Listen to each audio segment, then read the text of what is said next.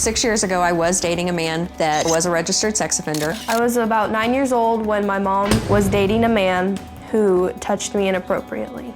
I did know he was a sex offender. My mom told me that she didn't know he was a sex offender before she started dating him. His family said that he was arrested only for sleeping with his underage girlfriend, so I went ahead and allowed him to move in with us. He didn't seem to me like he was a pedophile as much as just a man that had gotten into a bad situation. Her boyfriend went to tuck me into bed one night and reached under my covers and touched me inappropriately. Morgan confessed to school that he had allegedly rubbed his hand between her legs over top of her pajamas. There was a program in school where we talked about sexuality, and at that point I realized that what had been going on was wrong.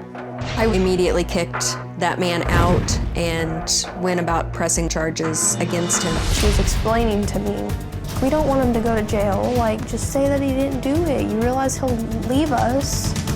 Through all of the investigation, Morgan was actually the 9th child under the age of 10 that person had touched. After my mom had told me that I should change my statement, I did, and they were very confused by that. And I never told her to change her story. I'm not going to sit here and argue about it. I know what she said to me. What did she say to you? She sat me down and said, you realize he can go to jail for this. I love him so much. We love him so much. You realize he can get in trouble. And I took that as, you need to go tell them no. I was 9. I did not understand at all. So I went and told him no. And then I had to tell him yes again.